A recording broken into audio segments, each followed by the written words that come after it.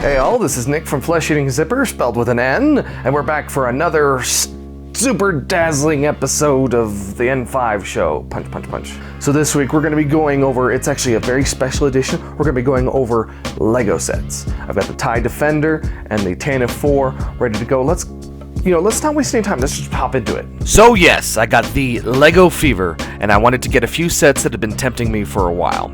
Well, I only wanted one set, the Star Wars Executor, but, budgets will be what they are, and so I settled with the TIE Defender and the Tantive IV, also from Star Wars. Guys, I like Star Wars too, in case you haven't noticed, and their sets have honestly been the most exciting of the ones they've done over the past, 5-10 years or so I had to have them.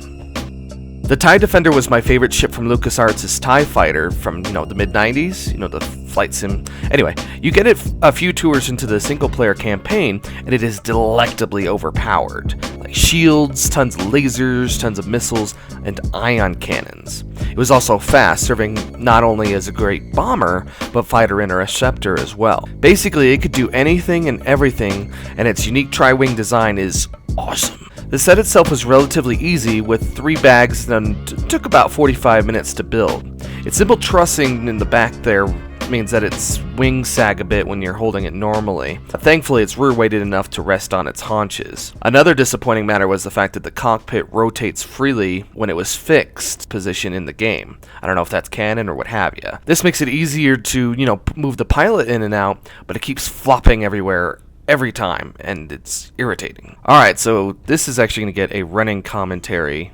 because it was long enough. Now you see me open all these different bags.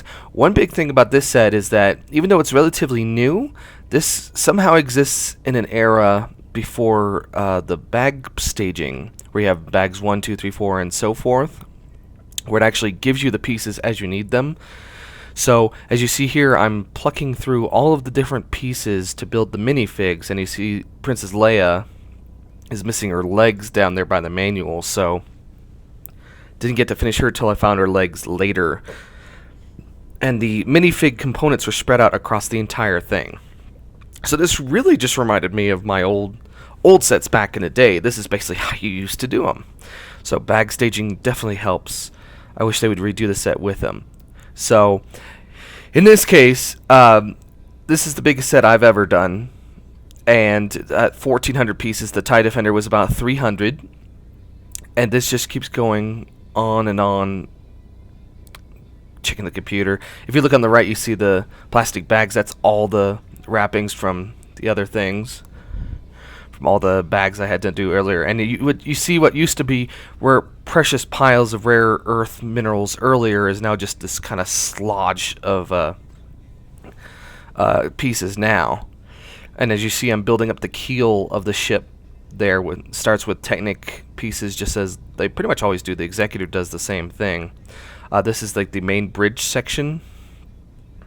Now the Tantive IV, the marketing puts it as the Rebel Blockade Runner, but it's a Corellian Corvette for those in the know. And so I love the Corellian Corvettes. I think they're beautiful little ships. Well, not little ships, they're kind of mid-size support vessels and that.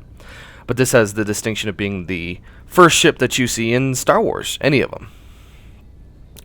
And I really like the design. I think it would make sense. Well, if it made sense for them to do a Nebulon B cruiser or the frigate, it would have been nice to do a set for that, but they would have to weight it up or do all kinds of extensive branching on there to make sure it doesn't sag, but they would do that anyway, so you basically need a support for it. So, alright. And then this is a 2 manual set, so this is number 1 there. Yeah, of course you can see the video too, duh. Oh, the second one sits aside on the right. And here I am. This is another thing, was that I couldn't find a particular piece. So yeah, just like I mentioned earlier, the fact that the bags weren't numbered meant that I was crawling through all of my sets, even pulling out a flashlight there to try and find it.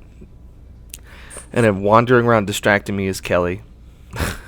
Flesh Eating Zipper's own Kelly. And you see what I'm building right now is the front, the bridge part of the ship, which is actually held together.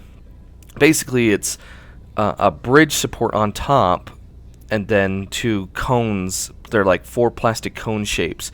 The bottom 2 are only held on by like 2 notches on the bottom of each, so they like sag down. That's irritating. This here is the engine cluster on the back that gets added to the keel that you saw earlier.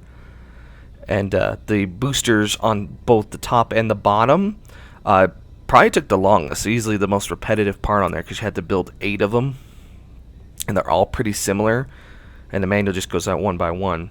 And as you see there on the ridge clusters, there's like one smooth white one that I missed in the far back left. Yeah, there I find it. Of course. So now it's all together. I'm having to set the whole thing on the chair next to me so that I can actually work on different components at a time. You see that a little bit. But I've got all my small, ultra small pieces on the left. So like my studs kept sliding off this table. Not all the time, thankfully, but enough. And I think about this point, I'm about to wise up, move it around. Now this is it's basically a playset. It's got a couple different removable parts on there, and I haven't done the escape pods. Those go right before the engine cluster. Yeah, you see those 2 cones? Yeah, like I said, they're basically just barely hanging on there. But it's got the escape pods. It's got a central like bridge section. That's the first thing you build. It's got the bridge up front, and it's got autonomous turrets on there, so they can swing freely both above and below. As you can see, I'm starting to whittle down my components. These are the thrusters themselves. Start to add them on slowly. Yeah, 8 of those. Well, I take them. It was basically 6 of them, and 2 of them were shorter versions. But here I was starting to wise up and do 2 of them at the same time since they were so similar. I just snap them right on top of those little red plugs that you had to place. Well, you saw them earlier. And this is me well into stage 2. Yeah, see there. Now I'm building the actual boosters. The ones in the middle are basically like snap-on. They're not actually plugged in like the top and bottom rows. So be careful. Those things will just fall off. There's the escape pod 1, escape pod 2, and those just click right on. Easy to remove.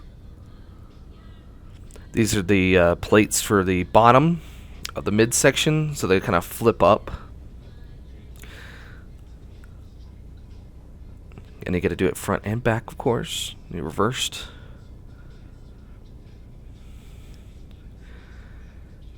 And finding pieces was so much easier at this point. This ended up taking about 8 hours in total, getting everything done.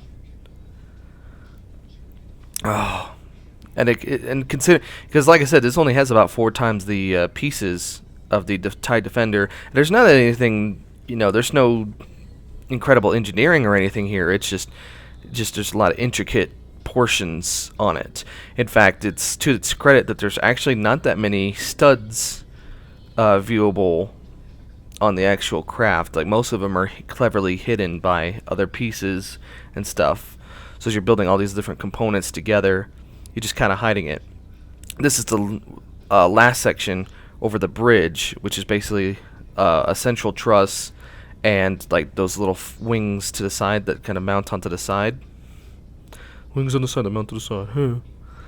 You just slide it in place. That's the only part that just deliberately just slide. It doesn't even click in place. It just slides in there. But that's the Tantive IV. Okay, so on to some non-LEGO news. Microsoft unveiled their new Windows 8 logo today, and I hate it. Their reasoning makes sense, though. They wanted to move away from the flag motif and go back to, an actual window. But it's bland, like something you could put on a humidifier. I think if they had gone with the quadrant squares like the ones they used for their store, I would have liked it more, and it would have honestly carried over to their tile-themed Windows Phone logo too. Instead, it just looks like a 21st century Windex identity. Sigh. Finally, Mass Effect 3 Peripherals, because of course, it's gonna be popular, so duh, of course, obviously, Natch, duh.